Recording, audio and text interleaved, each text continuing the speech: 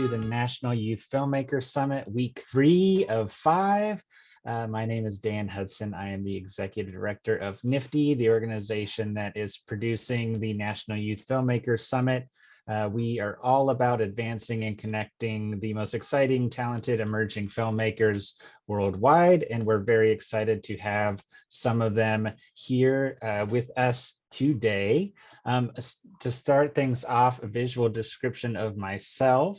I am a white male in my 30s, bald head with a beard, and wearing a blue and white patterned collared shirt in front of a virtual Zoom background themed to the National Youth Filmmaker Summit.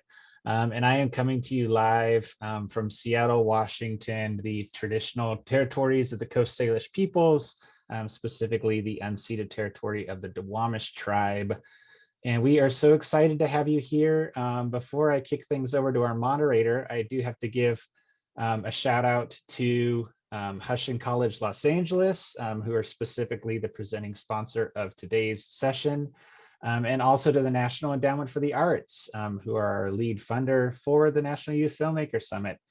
And we're very excited to welcome back Vivian from the Northwest Film Forum as our moderator today, who also hosted a session last week for the National Youth Filmmaker Summit.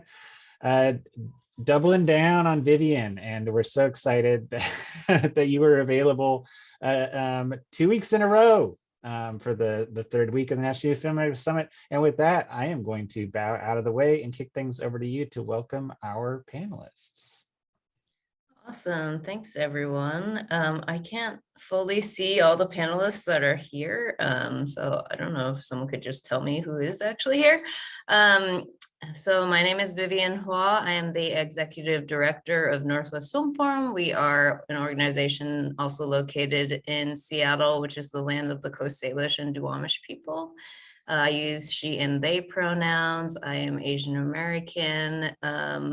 With my hair pulled back, it's long. And behind me is a fake background of the exterior of Northwest Film Forum lit up in neons. I will just invite each of the panelists, maybe we can do popcorn, to introduce themselves with name, pronoun, visual descriptor, and maybe where you're tuning in from, and then we'll go from there. I'll kick it over to Morgan. Hey guys, my name is Morgan. I am a director, creative director, animator. I'm currently in Oakland, California. Visual description myself, I am wearing a blue shirt. I have light brown curly hair. Yeah, I think that was it, right? My pronouns are she, her. I can jump in since I was technically late, so I'll take that as penance. But hi, everyone. My name is Sade Abiodun. I use she, they pronouns. A visual description, I am a queer, non-binary Black individual. I am currently wearing a color patterned or like brown and black patterned sweater that I'm very fond of, and wearing glasses, a beanie, and transposed or superimposed on a virtual background. And currently I am in the second year of my PhD program here at the Princeton Neuroscience Institute. I study the neuroscience of film and visual media, as well as getting to sort of be a visual media creator and storyteller in my non-grad student time. And I'm very grateful to be here. I'm Tom. I'm calling in from Culver City right now. I am a white male wearing a dark gray collared shirt, blonde hair, blue eyes, a little bit of scruff going on. I'm currently in Culver City and on the Chumash tribe land. I'm a director and originally from the Pacific Northwest as well, and my pronouns are he, him. Yes, I'm Curtis, filmmaker based in London. I'm wearing a navy blue top and navy blue pants. It's currently 1 a.m. here, so I have to stay up for this. And my pronouns are he, him. Well, thank you, Curtis, for tuning in at 1 a.m. That is dedication. We appreciate it. Cool. So definitely encourage, we're going to have a free form chat, and then definitely encourage people to put questions in the chat so we can ask your questions to the panelists. So first off, and anyone can kick us off if you feel like it, can you just give us a quick overview of your filmmaking style and perhaps share a recent project that you're proud of or excited about? I can jump in. I don't want to like step on, everyone talking at the same time. But my personal directorial style tends to be more like darker. I do a lot of genre work, sci-fi in the narrative realm, and then commercial and music video is similar. So kind of neon palette. And a project that I'm proud of most recently, a client I've worked with for several years now is the National Multiple Sclerosis Society. And this year we were doing a really cool campaign that incorporates visual effects to visualize the symptoms of MS. And that was a great shoot. We shot it last week and really looking forward to getting into post on that. That sounds amazing. Okay, not to sidebar us too far, but we have a new panelist. Would you mind introducing yourself? And then you can jump into the question that I just asked, if you don't mind as well. So I don't know if you heard our introduction spiel, but if you could share your name, pronouns, where you're tuning in from, and then offer a visual description of yourself, that would be great. Okay, hey, I'm Tanne. I'm from Denmark. I'm a screenwriter and director. I'm a bit tired. It's 2 in the morning, but I have a brown sweater on, curly hair. Yes, that's me. Awesome. While we're on you, would you mind sharing a quick overview of your filmmaking style and perhaps a recent project that you're excited about? Yes. I make like dark comedies. And I just finished my new short film called Holy Hen. And it's I'm proud of it. It's around on festivals and stuff like that. So yeah. Awesome, thank you. Anyone else want to share? There's a cat. Oh, I guess the cat volunteered me to share as well. There's always cat tales whenever I have a Zoom call. But I would say that I describe my filmmaking style as very, or I guess the aesthetic is like very cerebral. I love kind of a lot of visual immersion, a lot of sort of sonic immersion as well, sort of hitting at all sorts of different sensory modalities. And I love telling sort of emotional narratives or kind of thought-provoking stories, whether that's through traditional like linear storytelling or more experimental techniques and methods, everything from editing to sort of visual choices and things like that.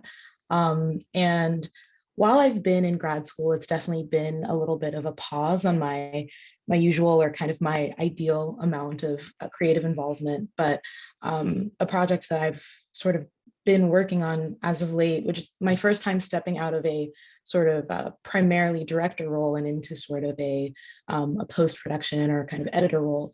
And I'm working on a documentary short right now. And that's been a really cool experience just to work with the team again and get to tell a story, but also get very creative and very sort of fun or have fun with the different ways to tell it. Morgan or Curtis, do y'all have anything you want to share? Yeah, I'll jump in. So my filmic style, well, so I come from a design and animation background, and also heavily painting, illustration. I love art. So my filmic style usually mixes different media. So I mix a lot of 2D animation, 3D animation with live action as well. That's definitely where I got my start. And so recently, earlier this summer, I directed a commercial for the Georgia Lottery. That was something that was super fun because it took those different mixed media styles and brought them to a new level. So I was able to work with like much larger teams and bring in so many different styles. We mixed like VFX, 3D animation, different styles of 2D animation. And so that was definitely something that was a learning experience, but I think it was pretty fun to get to mix all these different styles. Nice. And I come from a photography background, so started photography in about 2018, and a lot of my work is focused on like portraiture. So 2018, I jumped into video actually, like end of 2018, and I started making music videos. But I had no budget to make them, so I ended up kind of just using my own little camera to shoot all of them. But the work I'm most proud of is a piece I made called Alumni. It's about my grandmother. She passed away in 2019, and it's just a piece to kind of commemorate her and her memory. I think the stories I like to tell are just focused on African and its diaspora. So yeah, that's pretty much me. Yeah. Awesome, thank you. So, I mean, a few of you touched upon kind of your interdisciplinary, multidisciplinary backgrounds. I'm wondering, of all the art forms that there are and things that you could be doing instead, why is it that film speaks to you, and what is so special about film for you as a creator? I actually don't mind tackling this one first, just so I can like nerd out and then just be silent for the rest of the time and listen to the other brilliant answers. But I think for me, coming from a science background and kind of being trained as a scientist, as a neuroscientist, up until the point where I kind of stumbled into the film world, I've always been really interested in figuring out the why and how and not just the what. And so kind of taking all sorts of different approaches and avenues to telling stories and figuring out the different elements and the different kind of underlying subplots within a story. And subtext, I think, is something that's really cool to me when I see a given narrative, that you can be seeing something happening or something can be happening on one level, but then there's so many other worlds that exist underneath that. And so I know that for me, visual storytelling and movie making and filmmaking just felt as though it combined all sorts of different sort of ideas and experiences and journeys in a very presentable, a very immersive way. And I think there's also this idea that you have to really have a drive as a storyteller to both have an idea within your own kind of mind and space, but then know the exact way to express that, to kind of translate that or feed that to an audience. It's sort of one of the, I'll say this as a general thought, and it might be disproven later, but I do think that visual storytelling is one of the few forms of media that you have to make it with your audience in mind, because it's going to be consumed by others no matter what. And so I just think that it's really cool that you have to approach filmmaking with a lot of intention, and that you can get very creative in the ways that that intention is perceived. Yeah, a great point. Might come back to that question, actually, or that point. I can jump in next. I mean, I definitely agree with all those points, and I feel like filmmaking uses every single part of your brain. It's not a job that you can just like, or an action that you can just passively make. Like, you have to like really consider every single piece, and I think because of that, like, it just uses like every single nook and cranny of your brain. And I guess growing up, I was always into the arts as a plural, like, you know, music and film, and I thought for a brief moment I would be an actor, and I love painting, and I never really knew like how that was going to take shape as I got older. And I, you know, even when I graduated college, I went to school for graphic design. I still had no idea, and I think like the thought of a desk job just terrified me. And I think that this, you know, I ultimately started with animation, and then my path led into music videos, and that led into live action, and sort of like combined all of those different subsets. But I think to this day, they still use all of the different assets and all of the different knowledge that I've acquired like over the years from every different pursuit. It really just combines them all into one. So I think that it never gets boring. I like totally resonate with all those points, Morgan. For me too, like film and visual storytelling, it's like I just see it as a tool of communication, and for me it's something that just seems like the easiest way to communicate an idea to people. And so throughout the years, navigating down different avenues of visual storytelling, so animation or live action and all the different mediums, but I am the most affected by visual storytelling and movies and that form of communication. So I think I've just gravitated towards that way of communicating a message, whether it's a story you want people to care about or a nonprofit, PSA that you want people to understand, or, even an animation that you just want to be funny and look cool, but it doesn't necessarily have a point.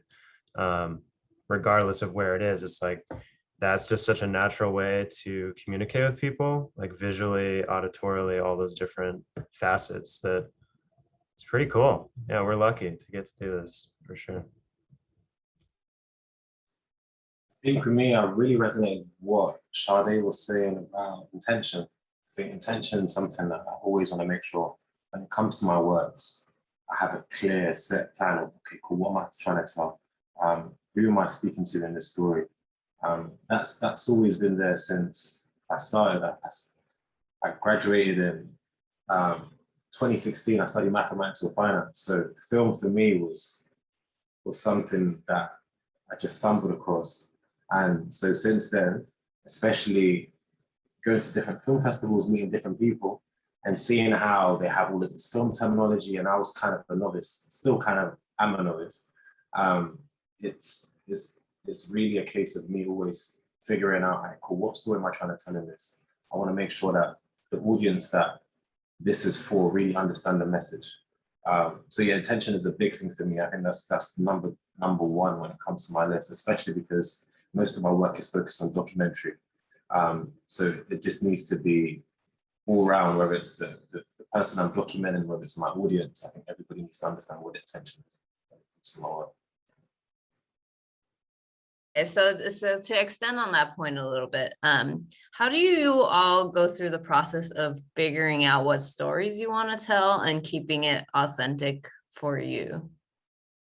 So I'll hop in again, just because that's a question that's been really salient on my mind, and specifically because I had a really long conversation with a few friends of mine about like what authenticity is, and we were talking about authenticity versus originality and things like that. And one of the things that I mentioned is sort of, I don't care much for being original anymore. And the reason that I say that is because originality is something it's always a relative measurement. Like, you're comparing yourself to others around you or the world around you. And when you're trying super hard to be original at all times, I think it can be really easy to just try to be counterculture rather than tell a story that feels honest and true. But authenticity is about like arriving at a certain truth within yourself, that regardless of what's going on around you and like what the world's influences are, you know it to be like your truth and kind of the truth of whomever you're representing. And so I'm drawn to stories that feel truthful and they feel honest and they feel authentic in the way that they, like, yes, hopefully they would be well received and kind of gather that sort of materialistic, accolade in whatever form that takes. But whether it's an audience of 1 or an audience of 100, I know that I've put forth my most authentic the authentic tale that I wanted to tell. And so I am moving into a space, and I'm excited to see what that looks like for future projects and different ways that I immerse myself in creative projects, because it feels not necessarily easier in the like effort sense, but it feels a lot more peaceful to just focus on telling authentic stories rather than ones that catch the eye of other people. Yeah, I think when it comes to me figuring out what stories I want to tell, I often read a lot and get inspired by a lot of African leaders, whether it's Thomas Sankara, whether it's Kwame Nkrumah. A lot of their messages and a lot of their intentions within the work that they were doing, even though they weren't filmmakers, is what I kind of want to put up through my works. I think the Pan-African message is always something that I want to champion. So when it comes to my own stories and the own films I want to make, I always look at those leaders and I always take bits from them and be like, cool, how can I speak about resilience? How can I speak about ownership? And try and make work that kind of mirrors those ideals. So it's always that for me. It's like when it comes to the stories I want to tell, they're very specific, because the inspiration mainly comes from those leaders. So I want to make sure that the films that I make can kind of just reflect and amplify those messages. I'm curious about maybe another way of looking at this question, sort of looking back on each of your careers thus far. I feel like sometimes when we look back on our creative process, you can see this certain like through lines of the things you're drawn to, not just in terms of medium, but in terms of themes, perhaps, that you like to explore. And I'm wondering, when you all each look back on the stories that you tell, what stands out to you? I can jump in here. For me, every story that I've told, besides from commercial work, things that are for clients, are usually pretty personal. I feel like all of the short films that I've done are in some way a self-portrait. Even if there's a different character involved, it's maybe not like explicitly like a portrait about me, Morgan, but each story that I've told has typically been an extension of like something that I've felt or gone through or experienced. And usually it's been a way for me to like work through some of those feelings and issues and try to create something a little bit more positive out of something negative. Yeah, kind of going off of that. I think for me, I probably use film as like a outlet to address like fears and things that either scare me or ideas that keep me up at night. And going back to your other question of what makes an idea authentic or deciding on the stories you want to tell, if it comes back to me like 3 times or 4 times, then that's like a story that I'm like, all right, this needs to be told. Like it wants to be told. It keeps coming back. But I think that like the through line through my work is just, things that kind of freak me out a little bit, or things you want to dig into. And the only way that you know how to explore it further is to like try to communicate it to other people, or like tell a story in that framework of whatever that thing is. It's like when you're explaining something to someone or teaching something, it's like that's the best way to understand it further is communicating it to somebody else. Yeah. I like that both Curtis and Tom, you both brought up this idea of communication. There's something that's actually the entirety of the point. I didn't really have much more on that, but that was just cool that it came up in both of your responses. Does a question come to mind for you, Sade, around communication? If you were to ask these other filmmakers a question around it? I suppose so. Also from some conversations I've been having with people lately, do you think that as a filmmaker, you create a chosen piece of media with the audience in mind? Do you think about how your audience is going to react to certain choices you make, certain storylines, certain twists and turns? Or do you sort of create the story that you'd want to see and you'd want to be told, and then sort of trust yourself enough to know that you'll capture the audience that it's meant for? Hopefully that made sense. I definitely think that you've got to start from a more personal place and trust your intuitions and your instincts. I mean, obviously the medium of film is like so that it can be seen by other people, but at least for me on a personal level, like if I start thinking about what people are going to think too early, like it's just a downward spiral. It's like Instagram scrolling or looking on Vimeo and like just getting like way too in your head about what other people are doing and what other people are thinking. And I think the hope is that if you feel strongly enough that something should be told, that there will be somebody out there somewhere that feels the same. And if not, then maybe they'll learn something. But sure, it gets to a point where maybe if you're making the poster, like putting the final touches on the edit or things, that you can like start to put some of those things into play, thinking about the audience. But I don't think, for me, I think that if you think about that too soon, like you're just going to get so stuck in your head. And then, it kind of goes back to your whole point on authenticity. Like, are you making something so that an audience can see it, or are you making something because you feel on a personal level that it needs to be made? And I think that the strongest things are going to have a personal component to it, whatever that means for that director. So, yeah. Anyone else? I want to call on Curtis because I know that Curtis said kind of the opposite for you, at least, that you always think about the audience. How much does that dictate your creative process?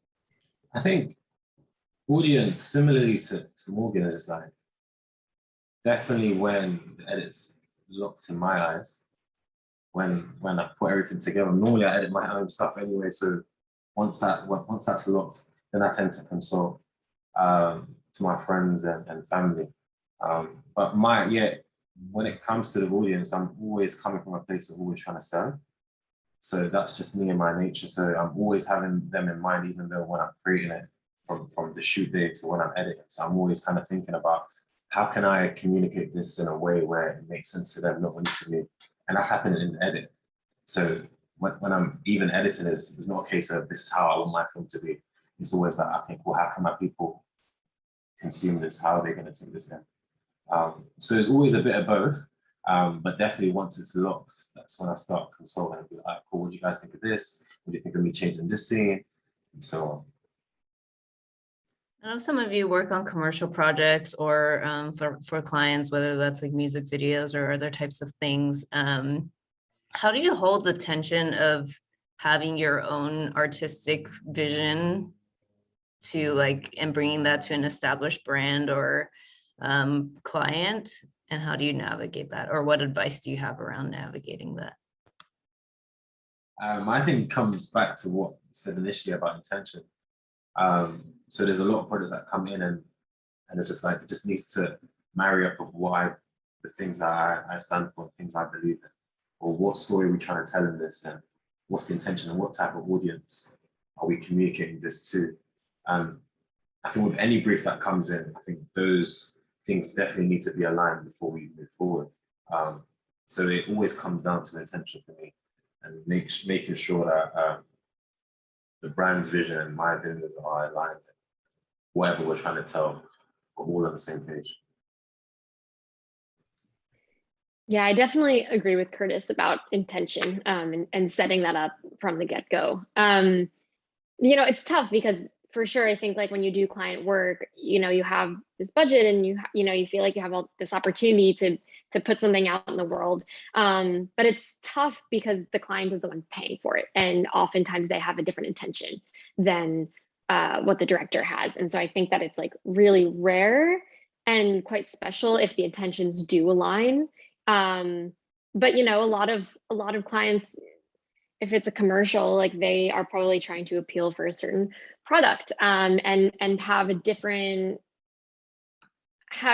like backgrounds that they are trying to work towards and marketing goals and things that maybe like the director isn't necessarily thinking about if they're trying to make like a piece of art per se. So when the intentions do align, I think that's really special. But I think that it's hard. I think that you have to make sure like for commercial work that your ego doesn't get in the way and that you do remember like at the end of the day, there are people paying you to do this for a reason and you do have to respect that. So I try to always like merge the two, and say like if a client asks for something, like use that as an opportunity to say, okay, well, I wouldn't have thought of doing this thing or I wouldn't have thought of thinking of it in this way, but like how can I achieve their goal while also achieving mine? So I think that it requires a lot more creative problem solving and thinking so that you can satisfy everybody and make something that you're proud of, but also make the client happy as well. Yeah, I think there's this like unspoken pressure as a creative when you're doing commercial work initially to like impose your vision or a story you want to tell on the brief of what the client is presenting. So for example, you're bidding on a commercial and there's kind of an idea that maybe aligns with something you've been wanting to do for a while. So you kind of find a way to make that work. And I think inherently going into it like that is setting yourself up for failure because you end up just butting heads so much. And a lot of directors I work with, it's like you have an idea and you're trying to fit it to this mold versus sit down, really talk to the client, really get on the same page, really understand what their goal is. And don't go into it aggressive and like you're fighting on the vision, like really go into it using the client as a tool to vet what you've created if it's accomplishing the goal. And like when you go into it like that, it can be such a fun process that is creatively fulfilling and like pays the bills and does all this other stuff. And that's like the single most important thing I would say, is take a step back and be like, okay, who's the audience? What are they trying to accomplish? It's, you know, what we were talking about earlier with narrative, where you're really rooting in your personal story you want to tell, and then using the audience as like a framework to adjust. Maybe commercial work, you almost need to do the opposite and really think bigger. And then, okay, you're a creative, you're the artist. How are you going to use your skills, your tools to make it special, right? For sure. And I think, you know, even like just to add on to that, like I definitely agree with that unspoken pressure to make like every commercial or any, you know, any client work possible, like something that can better your work and your portfolio. But I think it's also taken me a little bit of time to remember, like, maybe not every commercial is going to be like my proudest work to date. And sometimes like you do need to pay the bills, and, you know, and there's no shame to that. Probably every single filmmaker would agree with me on that. And I think I try to look at it as well, like, maybe this isn't going to be like, you know, a project that wins me an Oscar, but like, what can I learn from it? You know, so maybe I get to use a new camera rig, or I get to like try some fancy crane, or try some new lenses that I've been wanting to use that like I wouldn't have been able to afford on a personal project. So I try to look at it like that as well for a lot of commercial work, and just really look at it as like these building blocks to try these different things that I wouldn't have done in my personal work, or maybe I wouldn't have had access to those resources, and see like, where can I learn? And maybe I get to try this new thing, and then it becomes like a building block for something later. Yeah, that's a really great way to think about it. Thank you. I'm wondering when you all thought, I feel like so much of, you know, stepping into a new thing like filmmaking, it can be really daunting at first. You know, this is NFFTY, it's a lot of emerging filmmakers, and you kind of have to own the title at some point that, yes, I am a filmmaker, versus like, oh, you know, I'm interested in film, that kind of thing. Thinking back, can you think of a pivotal moment or project that made you think like, yes, like I can say I'm a filmmaker, I feel confident in that, and what guided that? This is one of my favorite questions, because I feel like it's it's like one of those, it's my most like salient thought at any given moment. So the film that I actually got to showcase at NFFTY during the virtual film festival in 2020, Godspeed, was my first like full-scale production short film, and that was really daunting. I remember for most of the, I would say most of the, honestly, the entire time that I was sort of in pre-production, sort of brainstorming, thinking through all sorts of different ideas that I had, and then moving into the space of like, okay, we're actually shooting now, and oh my gosh, now I'm in post. I never referred to it as a film, and I never referred to myself as a filmmaker. And like any conversation I was having with potential collaborators, or even later when I was crowdsourcing or like raising funds to, you know, pay for film festival fees and things like that, it still sort of felt like me playing in the sandbox and seeing if I had the wherewithal to build a sandcastle. And even then, when it started, you know, when I got to start sending it out, and it started receiving some attention, I think the imposter syndrome of it all really set in, of just, you know, oh, like maybe it was, you know, a lucky strike, a lucky shot, and I was able to have this sort of element that worked really well, but this and this weren't as strong. And I remember moving into like just a very hypercritical space, because I felt as though I had to hold myself back from saying like, oh wait, like I'm a filmmaker, I'm engaging in these conversations around film that I've consumed, about film, around films that I've created. And I think it was only once I actually got beyond that point, and took a look back and thought a little bit more about the journey, not even to creating Godspeed, but even the much smaller scale projects I'd worked on before then, the projects I got involved in after that, and just realizing it was never something in that moment that I'm like, I really feel like a filmmaker right now. Like it was always the criticism that came first, and then in reflecting, I was like, oh, like that, I did a really good job. Like that was, I knew what I was doing, and that didn't click in that moment.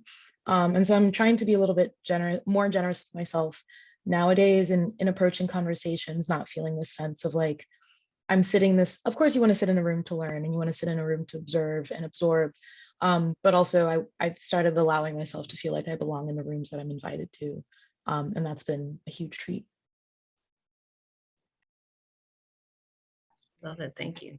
I definitely agree with Sade about a lot of that. Actually, my first time like calling myself a filmmaker very apprehensively was at my first NFFTY a bunch of years ago. I was doing graphic design and illustration and was like dabbling in animation, but like really was not even a proper animator. And my first film accepted into NFFTY was like a very crude kind of like hand-drawn film where each frame was a watercolor drawing. It's called Reflections. But yeah, so I was not a filmmaker at all before that. And I remember like arriving there and like got a badge and it said filmmaker. And I was like, I don't know, I've never called myself that before. And I really, you know, when I got there, I loved the energy and I loved like how excited everybody was. And that I felt like that honestly was like the factor that got me hooked. I was like, I just want to keep making more. And, you know, now years later, I can confidently say that I am a filmmaker, but I do very much remember that first NFFTY feeling, that apprehension of like thinking like, I'm really more of like a graphic designer. Like it felt like I didn't quite belong and I never knew what to call myself. And my friends always joke that like my title and my business cards change like every 2 months. And it still does. So, you know, I think that it's okay to be open to a lot of titles. And I don't think that we need to box ourselves into just one title. You can do many things, you can be interested in many things. And yeah, I just don't like having to feel like there's only one thing that encompasses you. Love that. Thank you. Yeah, I think for me, for my debut doc in 2018, it's a doc called Eja. Filmed it in Ghana. It was about a father of four.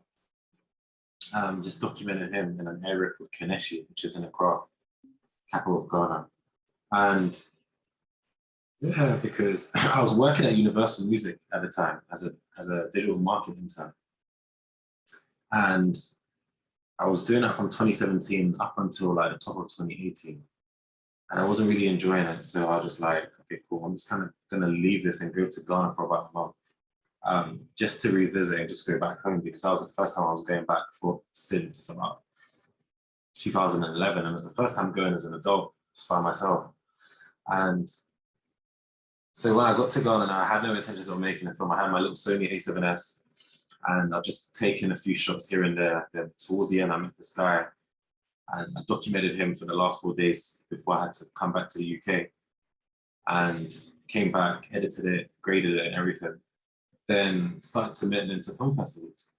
And I think that's when, like, as they started getting selected, there was one where Ava DuVernay, she's got this company called Array, and they had this grant with Getty Images, and they picked, I think it was 2 filmmakers and 3 photographers. And I was one of the filmmakers that got selected for the grant. So I was taken to LA. It was my first time being in America. And this was in the summer of 2018. So it was mad overwhelming to be in an intern at Universal Music, to now being flown out to LA for like 10 days and being part of this massive event. I think that was then I was just like, yo, I'm actually in this. Then since then I haven't. But so yeah, I think that was the moment where I was like, I'm actually a filmmaker, as opposed to just chilling. Yeah. That's a great first film story. Congratulations. Yeah. How about Tom Montana? I've been making films since I was 5 years old, so it has always been my identity. But it has still, like, I don't think I will ever see myself as, like, it's always difficult whenever you finish a film and you gotta show to people, like, do they think, like, do the audience think you're good at making films, or do they don't understand it? And like, I feel like I'm always like in I can never call myself like I don't know, like the big director person, because I feel like it will always be like as kind of a doubtful like situation, and you never like yeah, it's very difficult to like show your films to people and all of that. So yeah, I feel like you just, well, for me, I kind of need to accept that I am that it's a difficult it's a difficult job, and I can never really be sure of anything. That is fair. Yeah, absolutely.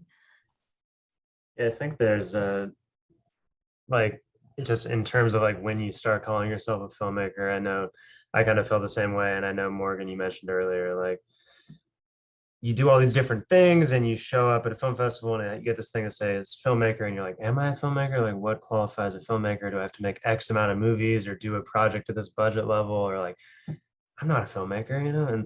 And so for like years of making films or going to film festivals, like I never really identified as a filmmaker, because you kind of feel like, what gives me the right to say that? Am I good enough yet? And actually during COVID, which was like really late in the game, I made this experimental short that was like all animation, just trying to capture this really abstract idea that I had.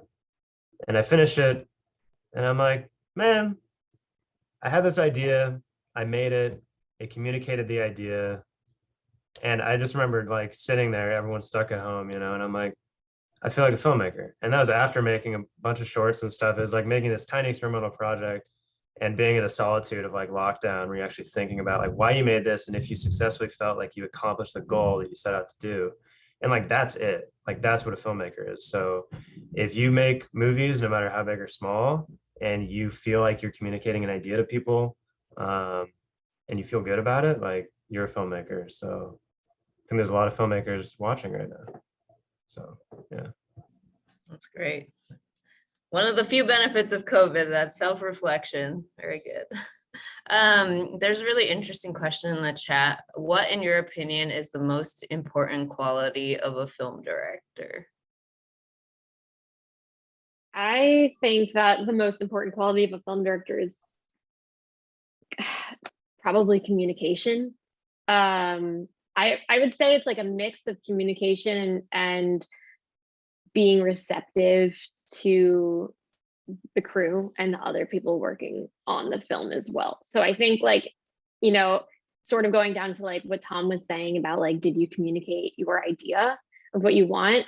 You know, if you're making, obviously there's different levels of directing in films, but generally if you have a crew on board and you're not achieving the vision that you want, I think that I try to look at myself and be like, okay, well, how can I better communicate this? So like, I think it'd be really easy to place blame and like, oh, this person's not doing their job right. But then I think like, well, maybe I haven't communicated it right. So I think it's so much about like, how can you communicate your vision to other people? How can you like facilitate communication amongst the other crew, and being receptive? You know, sometimes other people working on the film may have an idea that you wouldn't have thought of initially. But I think, you know, I feel like there's always this expression, or I don't know how you'd say it, but like, I like to hire people who are smarter than me. And, you know, I'd prefer, like, if I'm working on a film, like I want to hire in every single role somebody who knows their role way better than I ever do. And so I think like with that, it's about like knocking out your ego completely and seeing like, and asking the people around you, well, you know, is this communicating to you effectively? You know, and how do you think that it should be, you know, expressed? And I think that it's about like taking all these ideas of different people's feedback and like stirring the pot and making sure that you still achieve your vision, but like being open and being receptive to different ways of expressing that. So yeah, I think most of that just comes down to communication.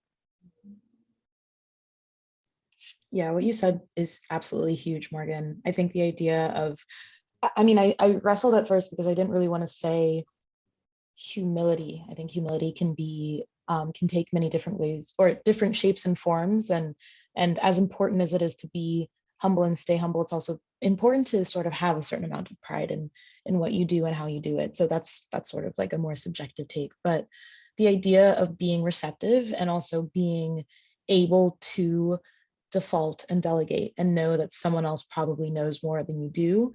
And that should not be like sort of a challenge to your ego or challenge to your identity as a filmmaker, but it should be sort of this exciting opportunity to learn and collaborate and to grow. And so I think the filmmakers that I admire most are, of course, just brilliant artists and brilliant with their, in terms of their artistic mind, but they're also just really great at creating enriching environments around the films and that they create in their projects that they sort of embark on, because they know who to have on their team, who to trust. And their track record also shows that they're worthy of others' trust, because they listen, because they take things in, and like kind of uplift within their environments. Mm-hmm. Yeah, I mean, just to add to that too, I think filmmaking is such a team sport. And I think that we forget about that sometimes when we talk about like the director's vision, you know, that like grander picture, but it's just such a team sport, and you can't do it alone unless you're maybe like one person making a doc with a camera. But besides that, like there's got to be a big team behind you to make it happen. And I think that you just have to surround yourself with people who are smart and excited and passionate and really, really good in their respective fields, you know, and hope that you set yourself up the best for success. I think probably I would say the most important characteristic is listening. I think there's like this, I mean, if you're a director, you know, but you always are behind schedule. You're always trying to communicate with everybody and talk, right? And so I think this unspoken rule when you're learning directing of like, oh, I need to talk to everybody. But really, I think like listening is significantly more important. Like if you're stressed out, you don't know, you're not getting a performance that you want, something's going wrong, you're not sure if this is in line with your original vision, like instead of talking about it, just like listen about it. Like people are going to ask you questions, is this what you want? Or someone's going to perform and give you a performance. And if you just take a step back and like listen to your surroundings or listen to your actor, listen to your crew, like you typically find the answer.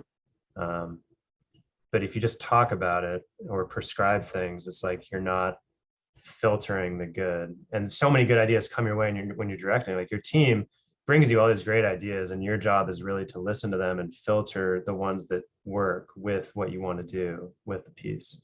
Yeah. I think everybody else just got it, man. Like communication, listening. I think you guys all got it. So I ain't going to add this one. I know, I feel like there needs to be a whole panel around like communication at some point. Nifty, take notes. We got 5 minutes left, so I just want to give you all some time to maybe say one last word to these emerging filmmakers, maybe like a bit of advice or something you wish you might have known. I'll say something just to actually leave room for the probably far more sage advice from everyone else on the panel.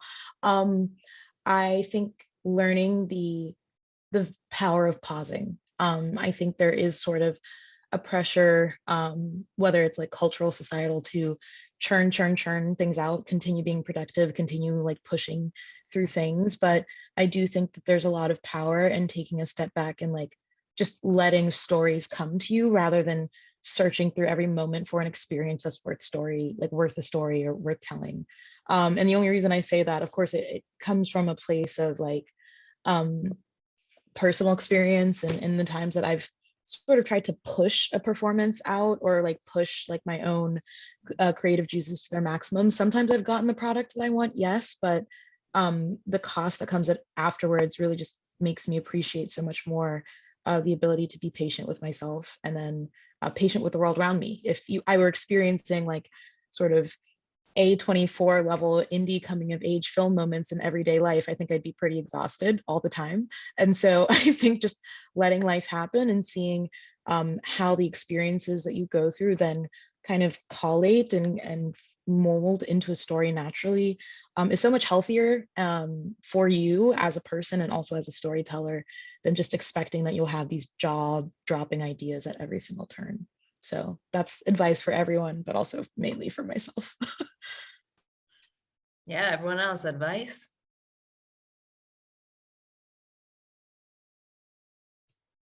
I can say a quick thing that, I've had a lot of conversations with other filmmakers throughout COVID where everyone is talking about what movies they want to make, and you're just trying to maintain connection with people. And one topic that we always end up talking about with, like, no matter who it is like filmmaking in the light of everything going on in the world. Like, it's really easy to feel like overwhelmed and question what you're doing. Like, is this important?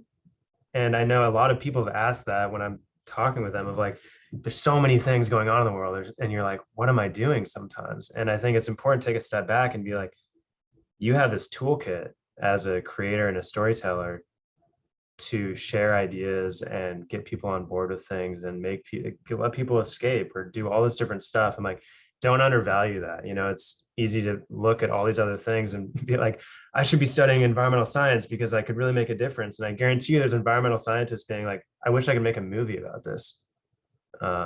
So like, don't undersell the power you have as a storyteller. It's super important. I have one more thing to add. Is that I think as we get older, we forget to play. And I think that it's super important to also just like experiment and have some fun and, try new media and new ideas. And that might even be in different like techniques or media than you've tried, whether it's like drawing or photography or playing an instrument. But I think like all of these things will eventually come back around and influence your films if there's something that you're interested in. But I think that is important to have different interests and different toolkits that you can use to just like escape or spark your creativity in different ways. That's good advice. Anyone else? Last call. I know I don't even have one. I was trying to rack my brain, but I don't have one. But I'm just thinking about what Sade said about the power of pausing. That's taken out on board, man. I think I'm always thinking about trying to persevere and trying to battle through things, but definitely taking a step back and trying to evaluate everything is definitely the way to go forward. Yeah. I'm a bit roast. All right, no worries. You're 2 a.m., so it's totally understandable. Oh, I guess you're at 3 a.m. now. Well, thank you everyone for chatting with us and for tuning in. Hope this was helpful for all of you who are watching. Yeah, including, I think, speaking of time zones, I think someone said it's morning in the Philippines where they're tuning in from in the chat. Thank you so much, Vivian, Sade, Tana, Tom, Morgan, Curtis. That was incredible. Thank you so much for being here. Thank you so much for sharing with us this evening, this morning, tonight. And also, if you'd like to see some of the work from all of our alumni presenters, we do have showcases of all of our presenters from throughout the summit up on our virtual catalog. I also popped that link in the chat. Yeah, thank you so much, everybody. Thank you, our participants. Thank you, our attendees. We'll see you around the National Youth Filmmaker Summit. Have a good one.